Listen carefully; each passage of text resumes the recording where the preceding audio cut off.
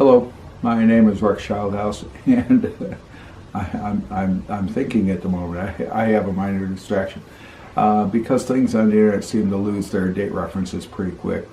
Today is Thursday, March 16th, and this video will probably be on YouTube in several days. So we just kind of had fun with it. We made a trip to the Phoenix and Tucson, Arizona area last week and in the beginning of this week, and toured a number of places. We started out with the Hall of Fame in the Phoenix area. Watched the baseball game in Mesa, Cubs versus the White Sox. The White Sox at the Cubs, I guess is the way to phrase it. We went down to Tucson to see my cousin and his wife, Jim and Ramona. And on Saturday, we went up and saw my wife's cousin and her husband, Annette and Larry, up on the north side of Tucson, and had a really nice lunch and enjoyed it. On the way back, we were looking for things to do, and hit Google Earth or Google, and it said museums. Hit the GPS, said museums, and we knew this one was there. This is the only flyer I have from it. The Southern Arizona. Whoops, this is not even the right flyer. We had no flyer. This was flyer there. It's the Southern Arizona Transportation Museum. It's the old railroad depot in Tucson. The new one's right next door. They have one old steamer on display. I can't pronounce Schenectady. It's not a Baldwin, it's a Schenectady. And I know I butchered that. Don't ask me to say Massachusetts, because I do butcher that pretty easily.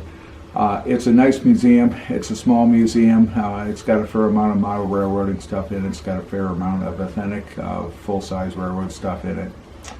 Talks about how railroads had a major impact on the Tucson area, on southern Arizona, because it was a way to get from the Midwest to the West Coast, and it's really cool. There are several kid-friendly things there to keep them busy. There's a nice gift shop. There is no admission. Parking is paid out on street with meters.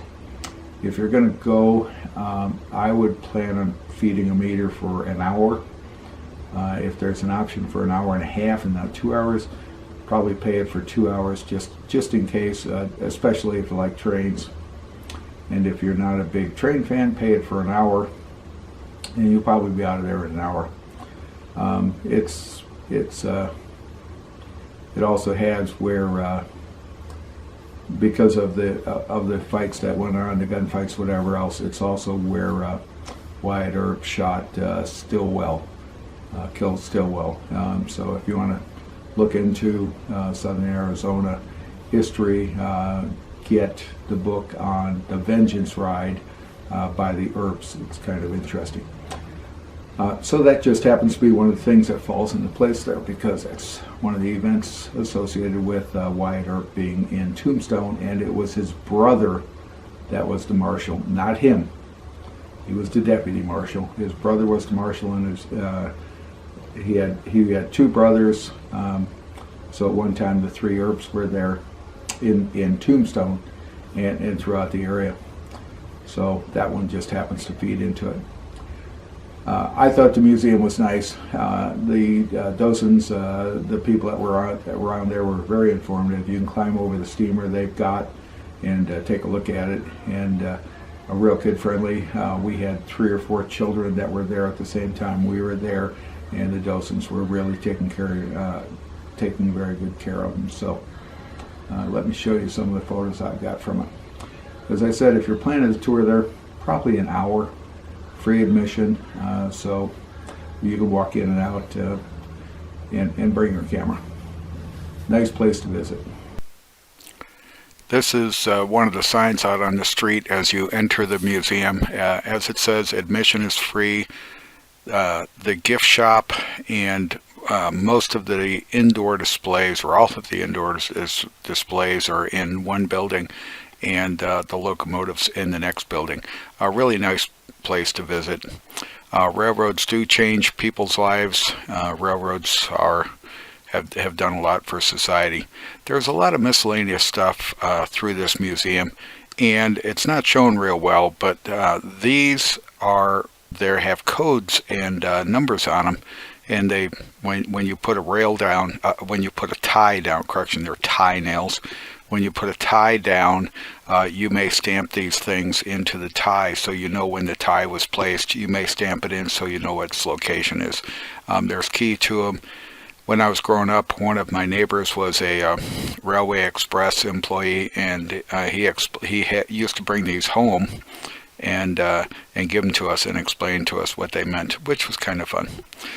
Morse code, you select the letter and it tells you what the symbol for how to send the letter, and I think the way the Boy Scouts teach Morse code is probably the worst way to do it. Code is music.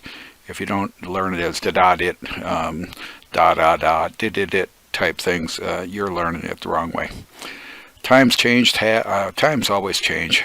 Yesterday was yesterday, today is today, tomorrow's tomorrow, and they're not the same. This was a really interesting article about how Tucson changed over time, and how the railroad changed Tucson, and it was significant. All sorts of stuff from the golden age of rail travel, when usually had 3 or more classes of passengers on a train, and you had the elite in their private cars, then you had the first class passengers, coach, and then you had the last lower whatever. Taming Tucson, interesting article, and it talks about the railroad robberies. The trains used to carry the ore, used to carry money, used to carry mail, carried goods, whatever, and targets. Where there's value, there's theft, and this is talking about it. The locomotive that's on display was a real live locomotive. It did run through the area, and these are some of the history of getting it to the museum and some of its performances in real life. Kind of cool. Throughout Arizona, throughout the Southwest, there's a number of narrow gauge railways, and the museum does not ignore them, so we're going to jump through numerous little articles about it, and there's a lot of railways that came in or went through Tucson, and you're going to see those pop up too. So the El Paso and Southwestern, I know nothing about it. It was an interesting article. I'll probably read it again now that I've got a photo of it, because we were kind of pushed for time, but if you want to read this, if you're just a cruiser and you're interested in the museum, you'll probably be there for an hour. If you're a reader like I am, you'll probably be there for maybe 2. And there is a lot of copper mining. This is talking about Phelps Dodge, who makes wire, copper wire, and the copper mining operations around Tucson. And there's a mining, Aransco, I think is how it's pronounced. They have a mine that's available for tour. So talking about copper, a lot of railroads out there to service the copper industry, and a lot of them were referred to as short lines. They go from a mine to a smelter, from a smelter to a town where you can hook up with the big lines. Kind of cool to see all the various railroads that are out there. New Gallus and Tucson and New Gallus. New Gallus is a border town south of Tucson. We went down there for lunch a couple of times. It's a good place. And this one here is talking about Southwest was big on cattle. Land was cheap. The cattle will graze, eat just about anything they get their mouths on. And with the dry climate, a lot of people were sent by their doctors to Arizona, primarily to southern Arizona, so that they could get the warm, dry air and relieve some of their respiratory issues. And this train here, and we'll let it run. This train here is kind of fun. Our circuit It's train. a G gauge up in the attic, and when you push the button, it runs around. Kind of cool.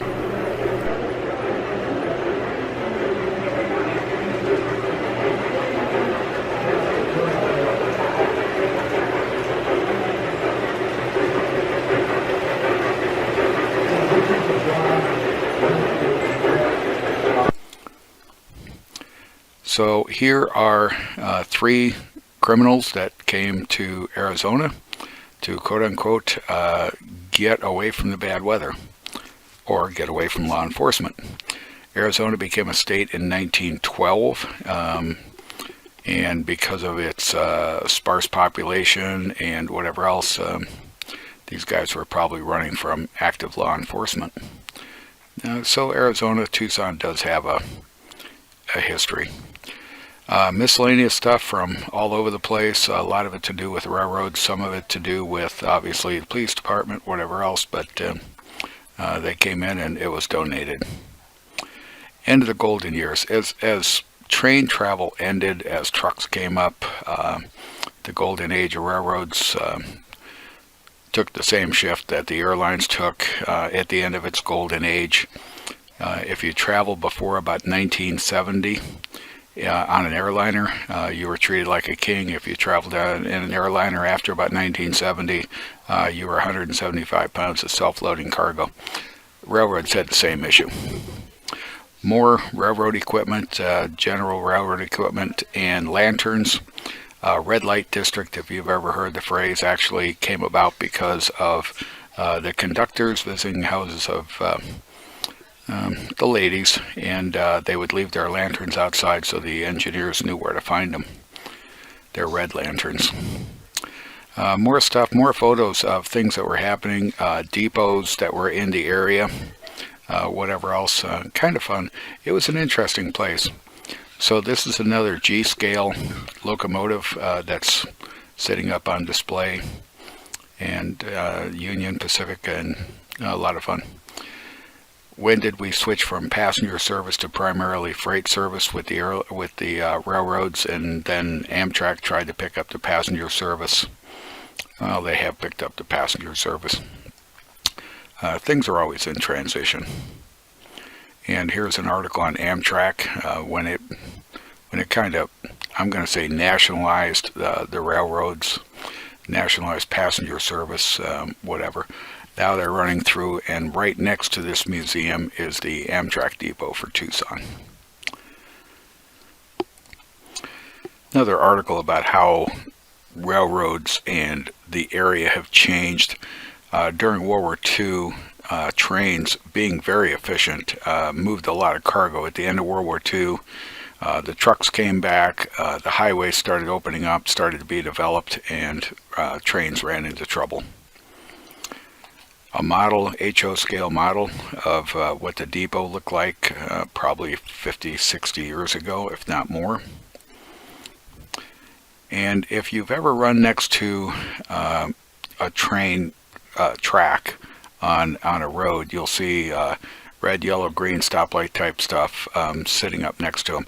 These are block signals, and this is a control board showing block signals and switch positions, which is kind of fun. Every time my wife and I drive the I-5 from Ramona to Disneyland in particular, we're paralleling the train track, and we talk about the block signals, and we watch where the trains are coming and where they're